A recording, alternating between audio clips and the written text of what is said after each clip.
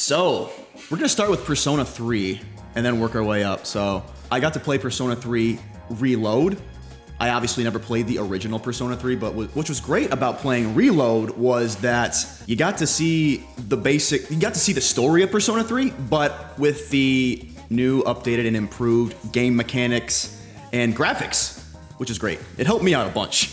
Persona 3, for me, was really cool because it was the second installment. My only real experience with the series was Persona 5 Royal, which was incredible.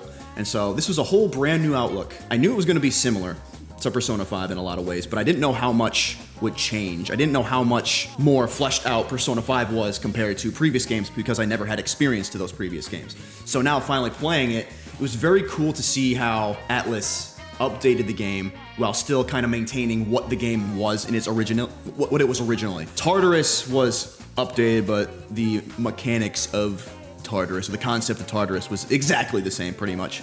So I believe anyway. They added Shift, which wasn't there in the original, I presume, because it wasn't in Persona 4, which is great. Some of the bigger characters that I really started to vibe with per se was definitely Ken Amada and Koromaru. When we had them on the team, that's when I started really having fun. The biggest takeaway from Persona 3 Reload was its story. It was very grim, very sad, kind of depressing, but with a sliver of hope at the end. What Clark did for the whole world. Going from the beginning to the end, there were so much that happened in terms of character progression with some of the characters. For example, the relationship between Yukari and Mitsuru you really got to see, and they even went deeper with episode Aegis in the DLC. Junpei was really interesting one because he's your comic relief character, but he also had some very serious moments, very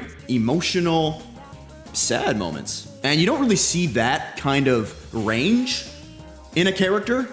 Well, you know, your comic relief character. You don't see that as much with Yosuke in Persona 4 or Ryuji in Persona 5. And so I thought that was a really cool thing for him. And then to have such a relationship with Chidori, I thought really helped out a lot too. The worst thing about original, you couldn't control your party members. Oh, you couldn't control your party members. Yikes. Junpei was comic relief, who was taken most seriously in the writing. Yeah, I feel like they did him justice with their writing with him. The Persona 3 back alley, yeah, holy shit, dude. And that's another thing I want to actually mention too. And this is one of the things I really liked about Ken as a character was that he was so young and like he was mature for his age. A lot of people would argue that to say he wasn't mature, but I actually do believe he was in a way, while still holding to some of his obvious, he's a little kid, but he has actually emotionally matured in some ways because of his trauma and what he dealt with the loss of his parents. Because of Shinji, our boy, and then seeing what his main motivations were, he hid them from everybody. He wanted to join SEAS for the primary reason to get stronger and find Shinjiro and kill him. That blew me away. And then the fact that he was going to off himself after that. And that made me think so much different about Ken as a character. He's got a lot of range, a lot of depth at this point. And then one thing I liked about Reload anyway, every character's theurgy related to where they were story-wise in their story progression.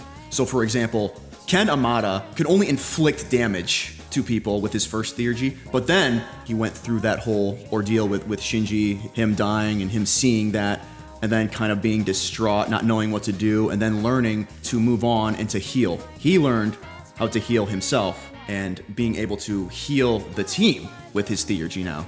Now he's got a theurgy that heals his team and protects his team, so I thought that was a really, really cool example of how you can execute character progression and then really just adding game mechanics that also express that, which is so cool. I was such a huge fan of that. And every character in Persona 3 Reload had those moments. Persona 3 Reload was definitely the most emotional game out of all of them for me in terms of like, I mean shit, like towards the end, like I actually teared up. Like it didn't happen to me in either other game, so I almost teared up. Talking to Koromaru at the end, I'm like, oh man, here we go. It's about to come down now. I held it off. And this was before I knew that Clark was going to actually die. I thought they were going to see each other again because you know how Koromaru and Clark were talking. And like Clark said that he'll take care of him, he'll take him in. And now Koro had known her again. I was so excited. So I didn't even know any of that. So I don't even know if I can play that again, knowing the actual truth. And then after that, we went to Akanari Kamiki, and well, he wasn't there obviously, but his mom was there, and that broke me. That was it. It was game over at that point. The sun set forever. Sundays weren't the same after he was gone. Then Aigis comes along. So she's the unique character of the team that every Persona game up to this point, I feel like, has. Like, obviously, Persona 5 had Morgana. Well, I thought it was going to be Koromaru as, like, the dog, in a way. But Aigis was interesting, too. So I would say that, like, the most interesting team in the Persona series, I would say, is probably Persona 3. Just because you have a dog, you have a robot, and a little kid, little toddler.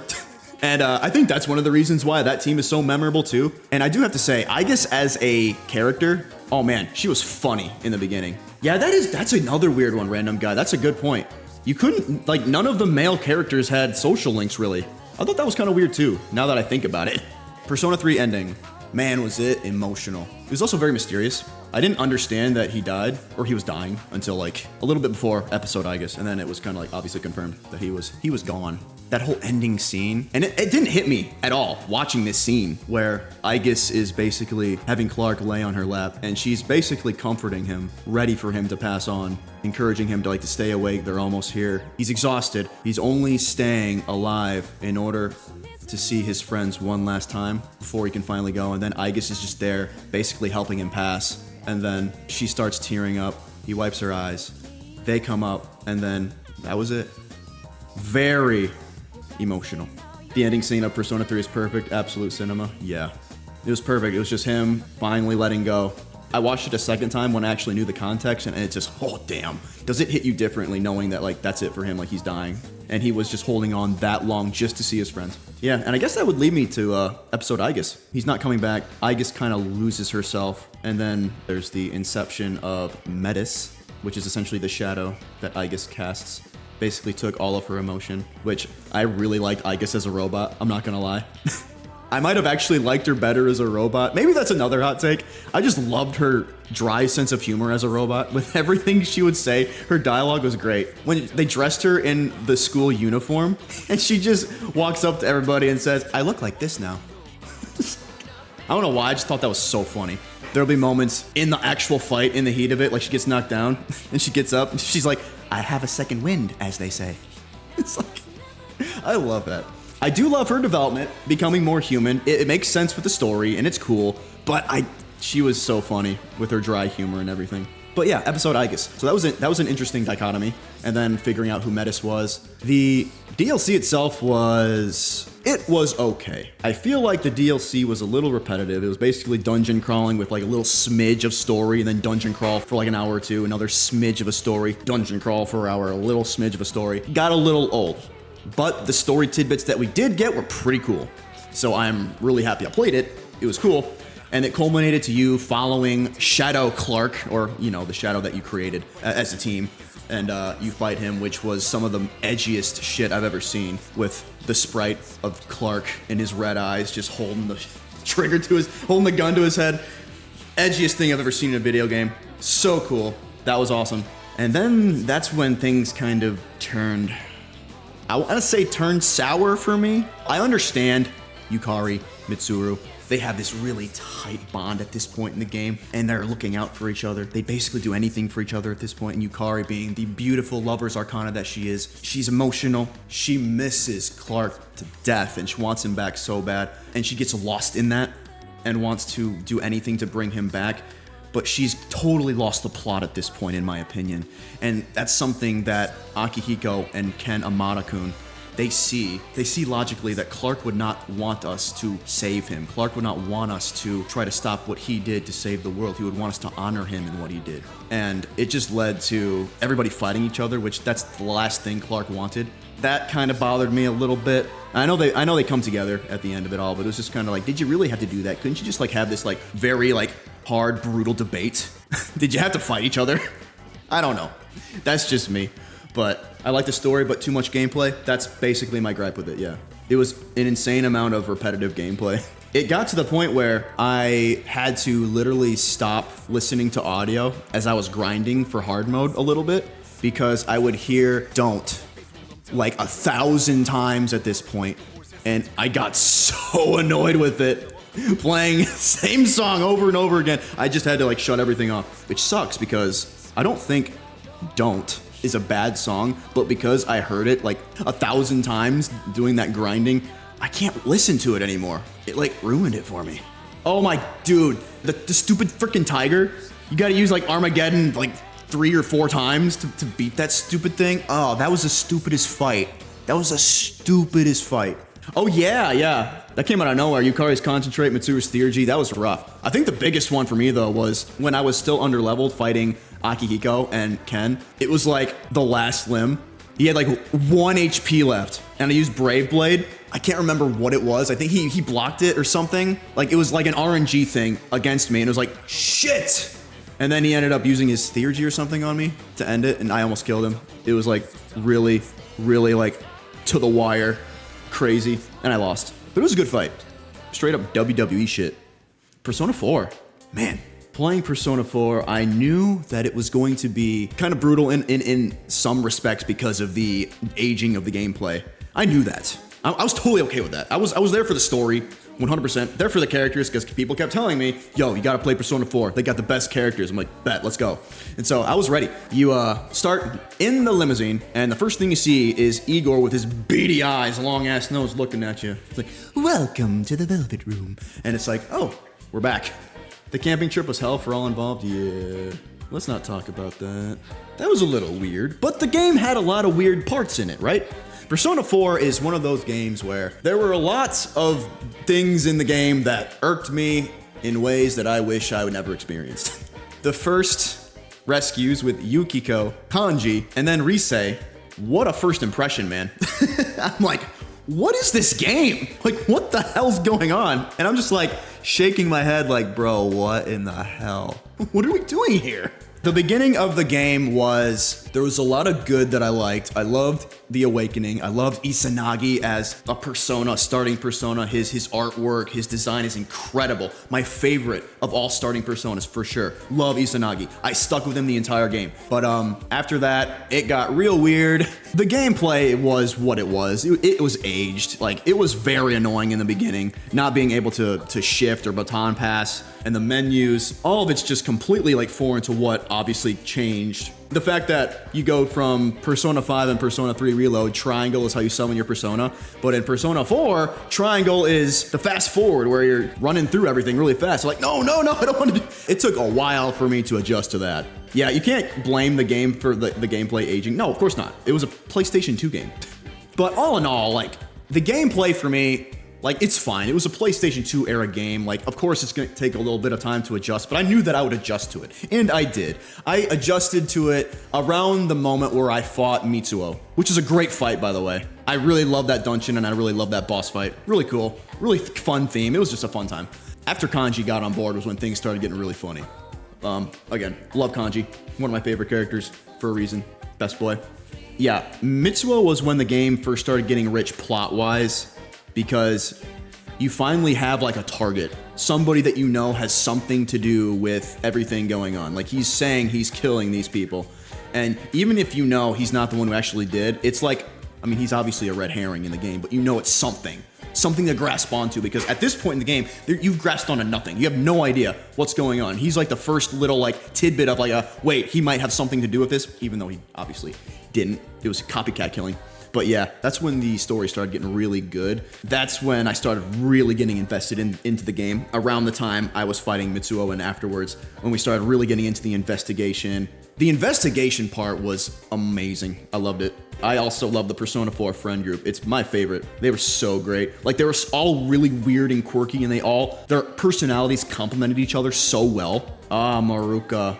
King Moron. What a guy. I love how they continued to call him King Moron after he was dead. Like, damn, bro. No shame. Yeah, he's definitely better than, what's her name? Oh, man, she was bad. She did give me the Gekukan High uniform, though, for some reason. I don't know. Maybe she has a Gekukan student skeleton hiding in her closet or something. I don't know. You think Persona 5 has the worst friend group? Yeah, maybe. They're not bad per se, but I definitely think that Persona 3 and definitely, obviously, Persona 4, they execute the friend group interactions far better. and there's just more really funny moments and more memorable moments of them. Futaba is really cool though. I did like Futaba a lot. Futaba and, oh my gosh, bro. Yeah, dude, honestly, Shizana nailed it. Futaba and Yusuke, funniest parts in Persona 5. Their interactions are great. Persona 3 dungeons are bad. Yeah, I can't get behind Tartarus, man. It's basically like over 200 floors of the same thing over and over again. The mastermind was a freaking gas station attendant that you meet, and that's what was crazy. When I talked about subversion in Persona 4, that's what I meant. Like, you saw that guy in the very beginning, like the first like 10 minutes of the game, and then you don't see him ever again. I mean, he's like standing there, like whatever, but you just think he's a gas station attendant. You don't think anything of it. The entire game, he's standing right freaking there. Or she, I guess. You don't really revisit that moment in the beginning until the very, very, very end of the game. Holy shit. Like, this person's actually very important. Like, very important, meaning the person behind everything. I did not see that coming at all. And the fact that you can miss all of that. So I thought that was pretty cool. When it comes to the characters in Persona 4, obviously we have the greatest interactions, some of the best characters. I have to give a special shout out to Chie as a character in general, just because she's so, I think she's definitely like the funniest, most charming character. Her voice actor did the best job, I believe, out of any character. Everything she said just kind of hit in some way or another. She is what you call a good time. And so I really like her. I liked her personality so much, I was actually thinking for a time of actually romancing her just because I loved her personality so much. But obviously that didn't happen. Yukiko took my heart. And then there's Teddy. So in the beginning, I thought Teddy was kind of weird. I didn't really like him all that much. He just seemed creepy. Like, he would always just like hit on the girls in his bear. Well, he doesn't have a body at this point. He's just the bear. And he's basically trying to get with these girls, and it's like, it's weird. I don't get it. I guess there's some poor localization there. I don't know. Either way, it kind of threw me off. I'm like, okay, this bear's kind of weird. But holy shit, dude, did I warm up to him towards the end. I actually really like Teddy as a character. Like, mainly because he's just funny. Like, I think he's a comic relief character too, obviously. His bear puns are terrible, which I think that's just part of his character. So if you're looking, it's not like Atlas thinking that like the bear puns are so cool and that you're gonna really love them. No, it's just Teddy being a freaking annoying guy. It's just part of his development. And it's funny. He's just a funny guy. And then when he gets a body, it just like, they turn it up to 10. And now he's got moments where he's in his, like a human body and where he's a freaking mascot. Now he's working as a mascot at Junes, which is like, okay. So now he just, out of nowhere. And then the funniest thing is, the first thing you see, when he actually comes into the real world, he's in a freaking massage chair in Junes. And then all of a sudden he starts working there. The kids love him. He's great, dude. He's awesome. Some of his costumes, too, are hysterical. Obviously, Featherman Horned Owl was my personal favorite, and it was amazing. And his whole pose and everything. Yeah, you wish his nihilism and being a shadow and his existentialism was expanded upon a bit more. Yeah, and this is one of the reasons why I actually bring Teddy. I like Teddy as a character more than I like Morgana as a character, is because I feel like there's more depth to Teddy. The simple fact that he was a shadow at one point who grew an ego, and then because he grew an ego, he eventually grew a body, I think is really cool. And they could have gone deeper on that, but honestly, I'm surprised they went that deep in general. They didn't go that deep with Morgana. Morgana was somebody who lost his memory, and then you kind of figure out he was like some kind of creation by Igor, right? In the Velvet Room somewhere, like to help whoever is going to be the one to save the world or whatever. There's so much more depth to Teddy. And don't get me wrong, I like Morgana. Morgana's kind of funny because he speaks eloquently like an adult, but he sounds like a 6-year-old boy. And that dichotomy just sounds funny to me. I like it. Teddy is a character, Morgana is a caricature. I remember he would always have the visions in his dreams of the Shadow Morgana, but that was never explained, was it? But man, was I a huge fan of Teddy's kit, being a stat guy. I think I had a great team. Just being honest, I thought I had a pretty good team towards the end there. Yukiko was great. Kamui Miracle was fantastic.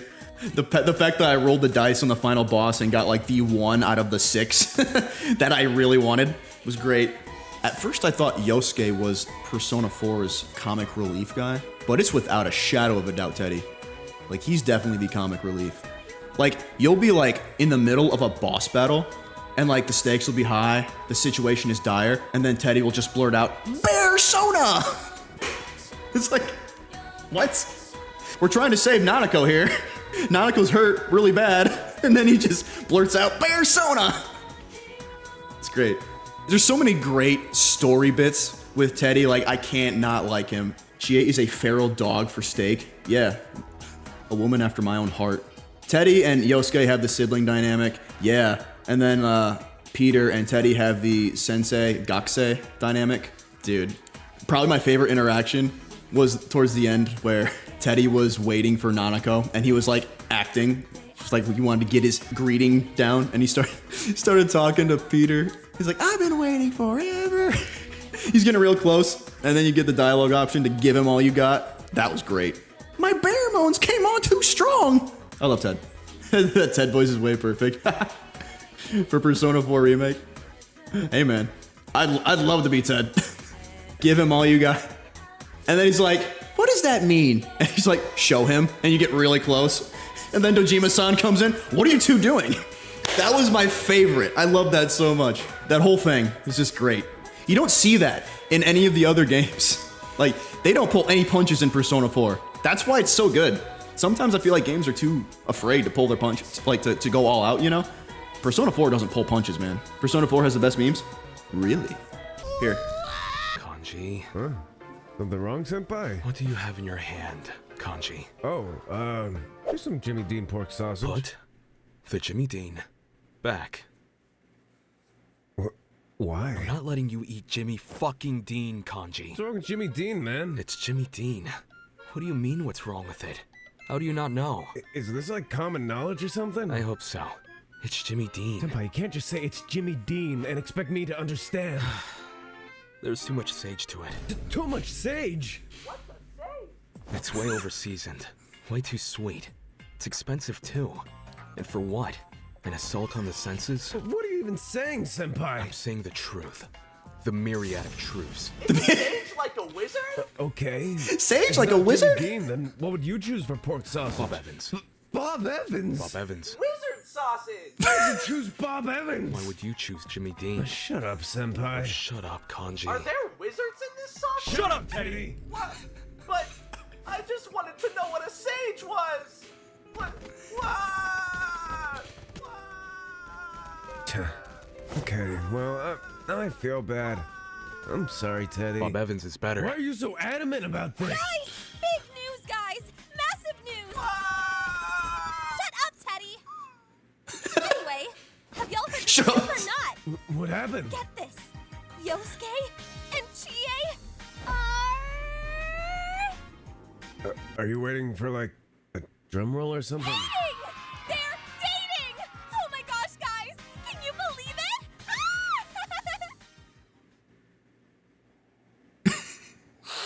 Wizard sausage! Anyways, as I was saying, Jimmy Dean's nutrition when you compare it to Bob Evans is awful. Guys, I love it. I feel like I'm way more excited over this than y'all are. Well, yeah. Yosuke and Chie. What's that? This is a fierce debate. You seen that? It's important. They fight like an old married couple. Aww. Not in a good way, though. Yeah, no, we should have divorced ages ago type of way. In it was all downhill since we've met each other type of way. Come on, guys. You two are being pessimistic. Love's finally in the air for our little tight-knit group. This is not a positive for me. Wait, who even confessed first? They both did, at the same time. Damn it, that's kind of cute. It was so cute. And who knows? With Yosuke and Chie confessing, maybe others in the group will follow suit. Right, Senpai? Rise, Bob Evans pork sausages or Jimmy Dean pork sausages? What? Bob Evans pork sausages or Jimmy Dean? I heard you the first time. You should have answered the first time then. Sorry, Rose. He's, like, weirdly hyper-fixated on pork sausages for some reason. No, it's okay. I'm used to this. What? Damn. I like Honey you. Nut Cheerios or Honey Bunches of Oats? Oh my god. Me personally, I'd never affiliate with someone who likes Honey Nut Cheerios. You get the almond flavor of Honey Bunches of Oats. Then there's no contest between the two nutritionally and flavor-wise. End of flashback. Know what? I agree with Senpai on that, at least. Honey Bunches of Oats do taste a little better. My man, We're going off topic. Got him. Enough about the Cheerios already. Honey Nut Cheerios. You have to specify. There's a difference. I think I hate This is obviously canon. Yosuke has a girlfriend? We said that, like, 5 minutes ago, Teddy. I was mesmerized by the sausage. By the Jimmy Dean sausage or Bob Evans sausage? I don't know. They kind of look the same to me. I'm never putting you on the team again. Jimmy Dean or Bob Evans. I just hope everything works out with Yosuke and I Chie. give it 4 weeks until they break up. I give it 10 days. Well, I give it a few months. Have some faith in Yosuke, guys. I give them a year. Okay, not that much faith. What? You three just don't believe in him like I do. Yosuke's got that unspoken riz, you know. Never mind then. I give it 5 days. We should put him down. Teddy or Yosuke? Both. Yosuke didn't teach you any other words, did he? Skibbity. It would No. not surprise me if the breakup happens tomorrow.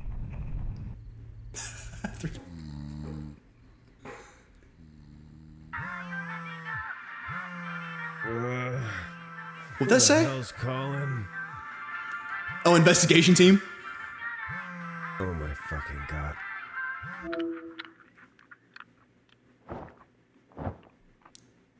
Yellow? Guys, you won't believe this, but You and Chie broke up? me and Chie broke. What?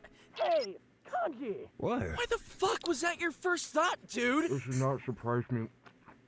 You see? I don't know, like, anyone could have seen this coming. Seriously? Do you guys not believe in me at all? I believed in you, Yosuke. You're the Riz God. Shut up, Teddy! Okay, Yosuke, what happened? Well, I don't know. I guess we just weren't cut out for each other. Like, we were just a mismatch from the start, Chie and I.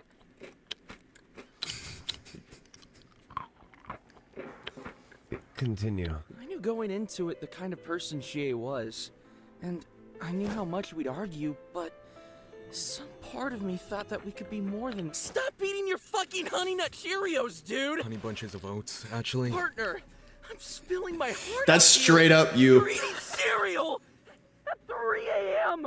Why are you eating cereal at 3 a.m.? He's setting a precedent. To be a pair in the fridge.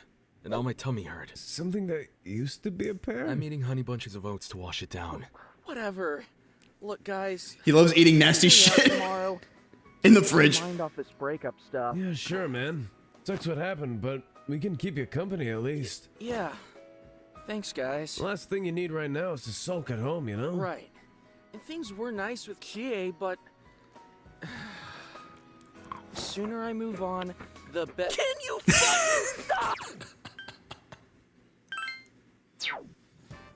The I'm honey sorry. bunches of I'm sorry oats. for being insensitive last night. It's whatever, partner. The honey bunches of oats were just that good. You know? Sometimes Honey I feel bunches like of you oats. could probably work on your understanding. Yeah, no. I've been No. laying off Yeah, the no. origami folding. Wait, I missed that. I missed that. Hang on. Fold or- Hold up. I've been laying off the origami folding. Yeah. I know how that feels. What does that have to do with anything? I fold origami to be more understanding. What the fuck Yeah. are you talking about? I fold origami Logic. to be more understanding. I miss her. I miss her so much. Weren't you with her for like 2 days? Dude! Clearly the origami ain't doing shit! I make a nasty paper crane though. Unlike Rise, she sucks. This is why you're single, I man. don't seek out woman. I seek out sausage. Sensei! I'm gonna jump off a fucking cliff! What?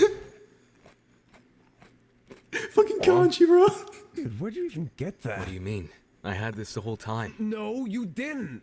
You just, like, manifested it from thin air. Whoa! Is Senpai a sausage wizard? So, I'm a sausage wizard. Call me that from now on. No one's doing that. At your command, sausage wizard Senpai! this is so canon. I call it. I'm calling it right now. Where'd Yosuke go We again? went to jump off a cliff, I think. Oh, God! Oh, yeah. Uh-oh. Oh, so now we all show up! Yosuke, don't jump, dude! It's not worth it! Yosuke! Stay away from the ledge! Senpai, you gonna say something? Wait a sec. Wait a sec. Is this dude for real? I'm a changed man. I'm a changed man. Yosuke, I recognize how much this breakup is hurting you, tearing you up inside. The origami. And I understand how empty the days may feel And now- without her around. That's all you gotta do, bro. Oh my fucking God. What origami does to a man. Sausage wizard Senpai! Think of it Sausage wizard senpai. in a mountain of despair. Yep. Stone of Hope. AKA you. What? Hating people is like burning down your own home to get rid of a rat. Dude! Close your eyes. Do you see how infinite you are? What the fuck are you talking about? Not all fish are meant to swim. Senpai, you can't just say random motivational quotes and expect it to help. That's not how consoling works. It's like you went on WikiHow for this shit! That's right. Fold more origami. It's fine. Only know you've been high when you're feeling low. Only hate the road when you're missing home. Oh, I love that song. I'm jumping. No.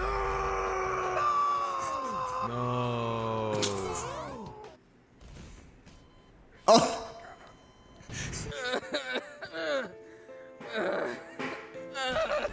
He's not dead, is he? Just call Yukiko. She can cast Recarm. All right. Every bone in my body is broken. Just like my heart. Well, you know what they say, Yosuke. Only need the light when it's burning low. Only miss the sun when it starts Kanji. to snow. Skibbity toilet riz oh-hi-oh. Oh my god. Teddy. Oh my fucking god! Wait, I forgot to ask Yosuke. Jimmy Dean sausage or Bob Evans sausage? Yosuke, answer the question. Jimmy Dean or Bob Evans? Jimmy Dean or Bob Evans?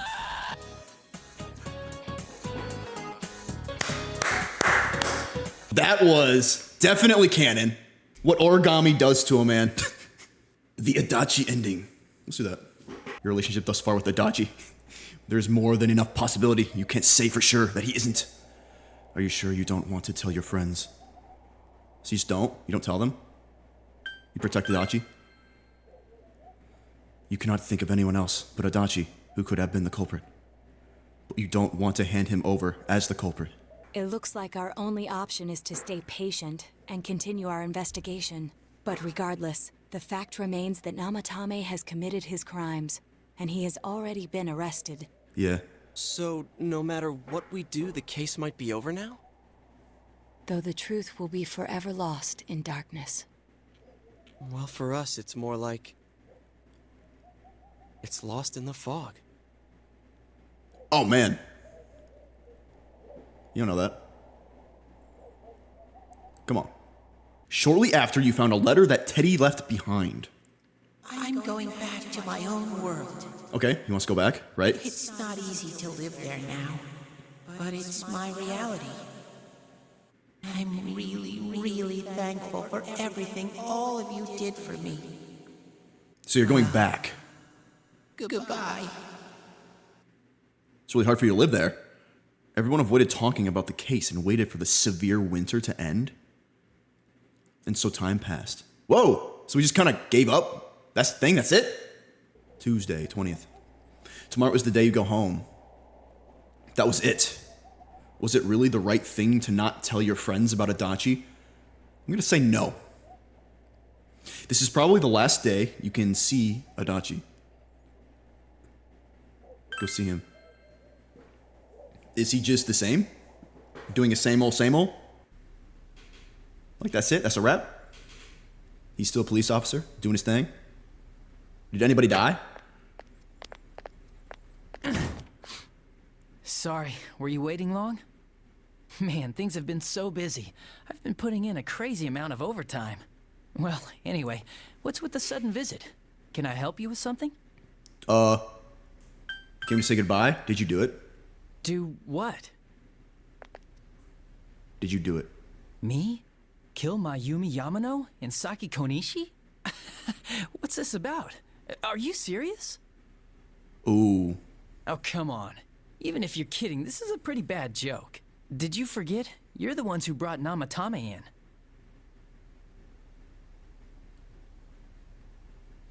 Oh, I get it. You're still playing detective. Okay. Say I am the culprit. What did you come here to do? Convince me to turn myself in? Yes. No. No. So, what? Are you trying to blackmail me? Whoa. Well, listen up. Unlike you, we police aren't made of time. We still haven't even cleaned up Namatame's mess. Yeah. Besides, you don't have any proof that I did it. That's not the Adachi he was trying to let himself off to be. Well? His character's breaking. Are you gonna keep playing detective? Yeah, his character's definitely breaking.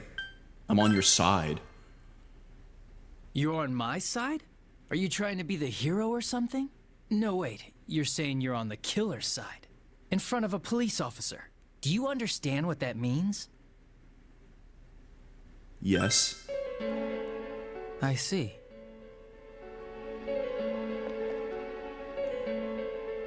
Wait here a sec. What the hell?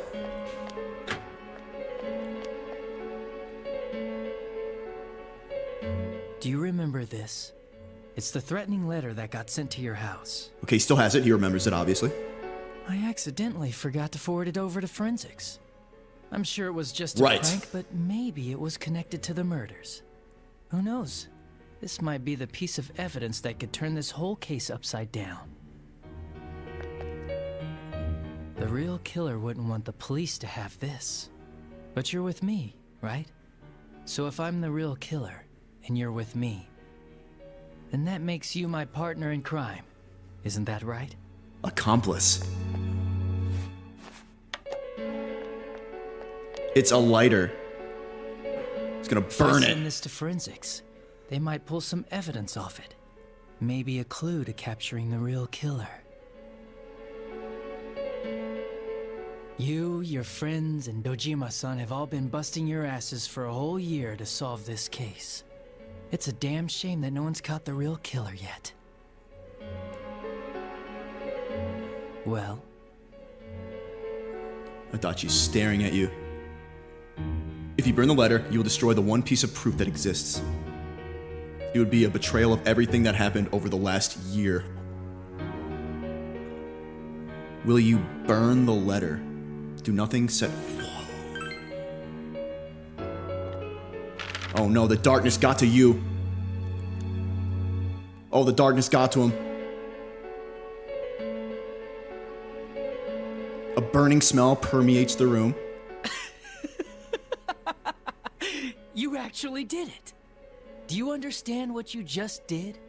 You destroyed evidence. That's a crime, you know?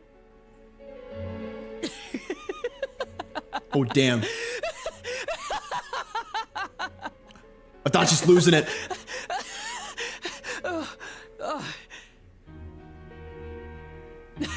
Now, this little incident is covered up forever. All because of you.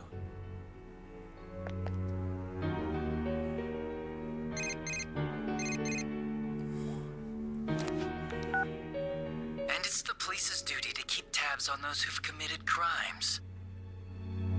You can hear his happy voice from your cell phone.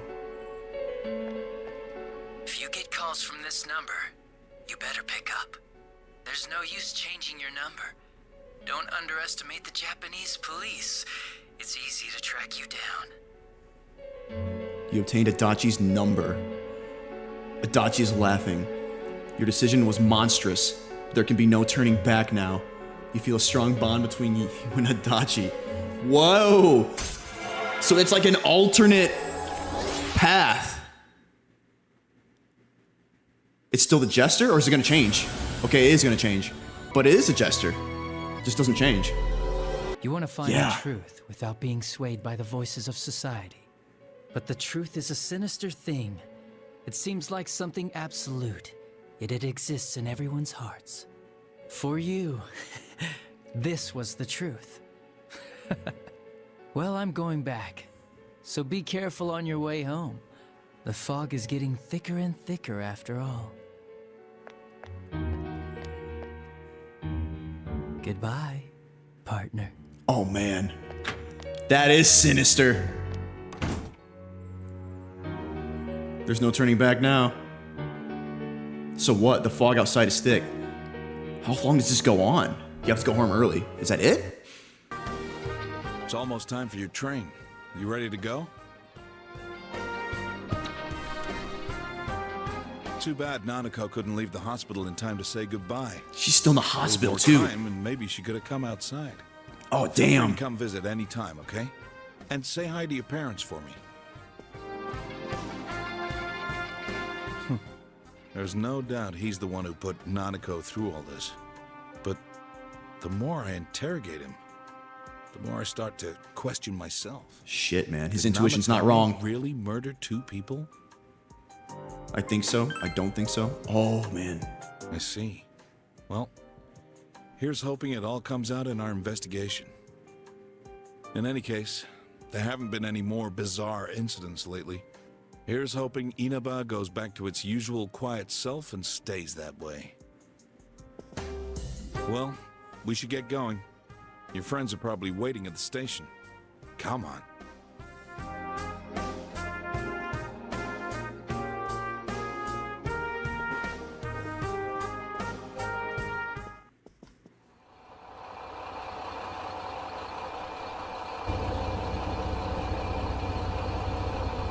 You really are leaving us. You know, it was overdue quick. It's going to get boring without you around, Senpai. You will visit, won't you?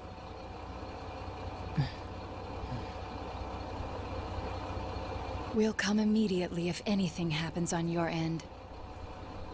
Be sure to take good care of yourself. Take care.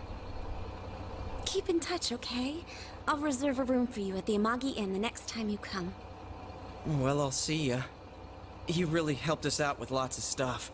Thanks, partner.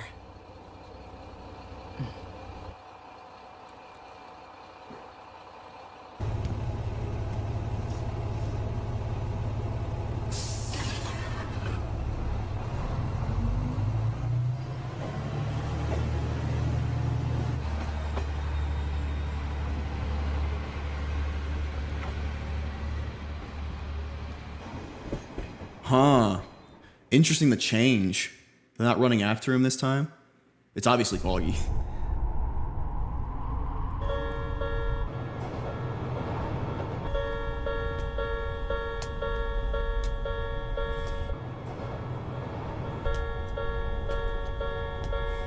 What's going on?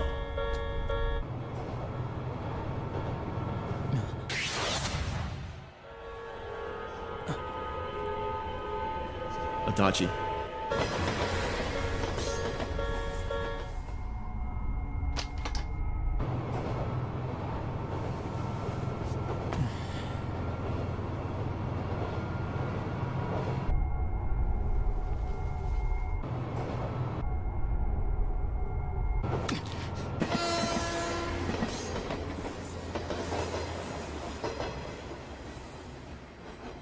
Whoa, okay.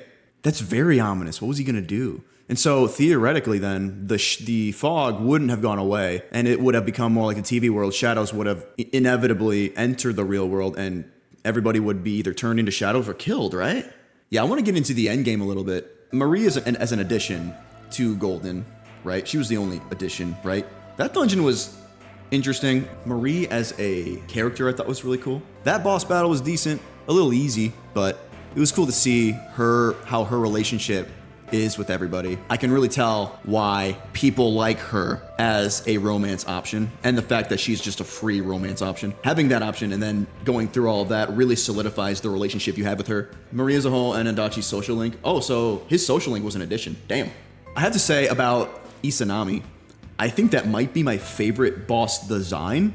It's just really cool. I'm a really big fan of that kind of like death, kind of morbid design. And it kind of focuses on who Izanami actually was. I thought was really cool. Like showing her true colors. Big fan of the Izanami boss fight. Really enjoyed it. And the true ending was great. So much joy and so much happiness. And then the fact that you get to see everybody in the future. They see each other, see how everybody's changed, getting rid of all of their insecurities and becoming more of themselves, being more comfortable with themselves. All that was awesome. Really cool. Really cool character progression that you don't see in the other Persona games. So I thought that was really cool. That's a nice touch. But yeah, I guess that brings us to Persona 5, doesn't it? That game was quite a trip. It was my first Persona game ever, so I was very unfamiliar with all the game mechanics and how they work, which is crazy to think about because now after playing like all 3 games back to back to back, I find myself very comfortable with it now and knowing how everything works. Yeah, in the beginning with Persona 5, I would see a lot of those stat increase moves and I'd say like Mata, Ruka, Kaja, Taruka, what is that? What does that do? And to me, they all look the same and I'm like, I'm just gonna ignore those. That's what I did in the beginning, where I just focused on like magic and like fire and curse. Okay, curse is kind of cool. Arson's kind of sick. I never got really familiar with the mechanics of the game, even into the end. There's just some aspects of it, like combat-wise, that I just didn't really think about. I didn't use much of the like Makarakarn, Tetrakarn barriers. I didn't use a lot of the stat buffs, debuffs, Dekaja, Dakunda, all that stuff. I didn't start using any of that, or mindfully using any of that until Persona 3 Reload, which I played next because I was a little bit more familiar with how the game worked, and so I really started to expand on my own repertoire a little bit. But as a first Persona game, obviously there's a lot to that game, and there's just so many different confidants, so much stuff you can do in that game in Tokyo, and it's like, whoa, what am I supposed to do every day? And then you have the twin missions, and then you have mementos, and it's like requests. It's like, jeez, bro. Yeah, Persona 5 was jam-packed with content. Finding the Ginza Station is still the most convoluted thing. Yeah, no kidding, bro. Yeah, like in the beginning where you're like, okay, let's find the Ginza line. You gotta actually read the signs in the game. P5R is the most in-depth combat, but has awful balance, and is very easy, so you almost don't use all of it. Yeah, I think that's kind of where I was. I was playing on hard, and I didn't have to really go out of my way to learn a lot of the stuff, because I got Maria, and what else? I had Maria, Mata, and Satan, and basically ran with Maria the entire time because her kit was insane. Like, she just had like a full party recarm, Sama recarm. She had a salvation, a couple abilities where she took like half damage, and then like every turn she would recover like half her health and a bunch of SP. Like, you just never ran out of health and SP with her. It's crazy. So kind of made things a little more trivial. I did thoroughly enjoy the story. I think, like, obviously the palaces are the best part in that game. I think the palace themes, the different like themes of the palaces themselves, and then like the soundtrack themes are really cool. I think Persona 5 has the best soundtrack. The themes for the palaces are really cool. Really big fan of Kamoshida's theme. I think Price is probably my favorite palace theme, and one of my all-time favorites too, and this is in Royal, so it's not just Persona 5, is Gentle Madman. I think is probably, I take that as like the number 2 spot in my favorite OST in Persona 5 is probably Gentle Madman. Price is on my Spotify playlist. I love Price, man. Like, one of my favorite OSTs in Persona 5 is Life Goes On, and it plays like 3 times in the entire game when you're taking exams. Like, damn, bro. It's so underrated. I like that one. So you can tell in Persona 5 that I don't know who composed the music for that game, if there were multiple, but they did an incredible job of expressing the emotion and expressing the attributes of the villain that you're trying to steal the treasure of in the palace themes themselves. Like, and this is the reason why I love Dr. Maruki and his palace so much, is because he's not your regular depiction of who you would think a villain would be, especially with the other villains that you basically fight before him. He's just completely different in so many ways, and his soundtrack exemplifies that in a way where, I mean, the name of the soundtrack when you're starting off is literally called Gentle Madman. He doesn't want to do this. All he wants to do is take away people's pain. And he wants to do that, obviously, at the expense of free will, which is a huge, like, philosophical debate in the game, like a clash of ideals, like a clash of ideologies. And that's why I like that's why I like Dr. Maruki as a villain. He's my favorite villain in the Persona series, because the whole fight with him and his palace is like a clash of ideals between a person who wants to do whatever it takes to eliminate pain in the world, even if it's at the expense of people's freedom of choice and free will. And then the other ideal is seeing free will as so incredibly valuable that you cannot take it away no matter what. And that's what's crazy is the Phantom Thieves, they were always doing what Dr. Maruki is going to do to everybody right then and there. All they've been doing is changing hearts, and now all that Dr. Maruki is doing is changing hearts on a grander scale against their free will, just like the Phantom Thieves were doing, and they're trying to stop him now. And it's crazy because the name of the final theme when you're fighting Dr. Maruki is, what is it? Throw off your mask or something? And it's like, yeah, like that's it. It's wild. Throw away your mask, that's it. Yeah. Maruki's boss theme is awesome. And yeah, Throw Away Your Mask is one of my top 5 favorite OSTs in Persona series. I love him so much as a villain. He's my favorite. I just love the clash of ideals. I really do. It really gets you thinking. I like the idea of having a palace infiltration and then mementos. So they're 2 different things. Like, mementos is essentially Tartarus, Persona 5's version of Tartarus, which is like a thing that you use to basically grind levels, train, prep for your palace infiltrations, which are a whole other thing, which I thought was really cool, having a difference of both. And the obvious thing about the palaces being there's more depth to them, there's more scale to them, like you can climb things, you can drop off, like there's so much more to it. So when Ryuji reaches rank 7, you gain the ability to run over low-level shadows, which does so much for pacing. Where in Tartarus, it doesn't matter how, I mean, like there's a little bit of that in Tartarus where if they're lower level, they'll run away from you, but when you're trying to like just level a little bit and you have to fight every encounter the same over and over again, like the mementos, that allowed you to level a little bit without having to go through so much freaking time and just repetition, which did a number on the pacing in the game. So I feel like adding that was really nice. A really great quality of life addition to that game. But overall, the Persona games, the Persona series was near and dear to my heart, and it will always be near and dear to my heart. It was such a great experience. I loved every second of playing these games, and I was glad I was able to play each one back to back to back like I did. And it was strange. I never really got tired of them, because usually some RPGs you can play, and then you would need to take a break, but I just played through them all and really didn't have an issue. I was yearning for that type of gameplay where it's like, take your time, enjoy yourself, build bonds, get close to the characters, be real friends. You're spending so much time and then cultivating these relationships with these friends that you as the player of the game become like a part of the friend group. You really feel like you're friends with these guys, and then towards the end where you're saying your goodbyes, it just hits so hard and it's so real to you. And then the credits roll and it's like, damn, I'm gonna miss this like a lot. And I think that's a testament to longer RPGs like this, because the longer RPGs give you more time to get close to these friends, to these characters. A 50-hour playthrough on like some RPG is fine and all, but like 100 plus hours in some of these games, like you get close to these characters like you're one of them. And then it's like, after you're done, after like a 130 plus hour playthrough of Persona 5 Royal, and it's like, what? Like, what do I do with myself? It's emotional, man. Like it is. Like it's one of those games where you watch the credits and you're just like, whoa. I felt like I was one of the friends, and I felt like I'm leaving, especially in like Persona 5 Royal, where I felt like I was leaving with Joker. I wasn't gonna see him all again. Persona fans don't know names of the devs because it's hard to read credits when you are crying. But I'll tell you, like the piano melody of the Persona 5 Royal ending with like everything that's going on. Here, I'll just show you. This is what hit me hard, right? He's lost. He's lost it all. Like they were literally duking it out because they don't have personas at this point. Like that's it. He's lost.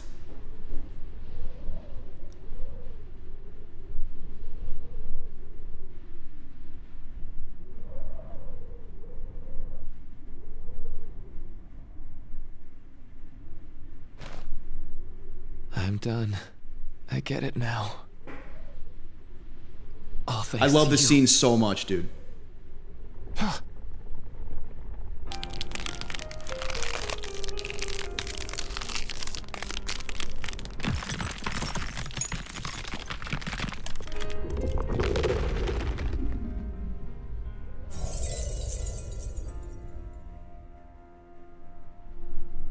Like he's just given up on life. And then Joker saves him last minute. Come on. And this melody is the I said credits. I'm done. The end song. Please. Let go of my hand. So good, dude.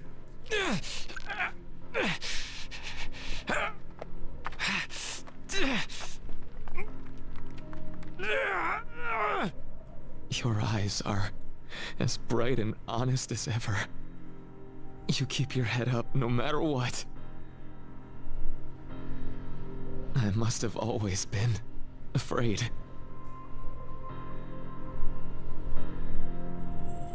Afraid you and I wouldn't wish for the same reality. If you know the context behind this.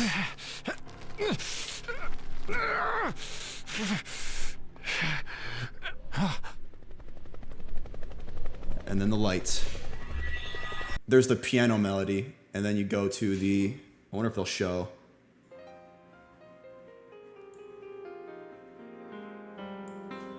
turn it up a little bit for you guys.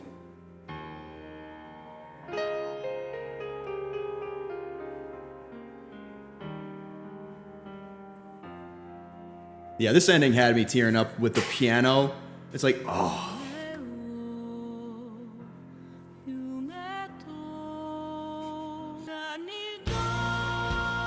I think this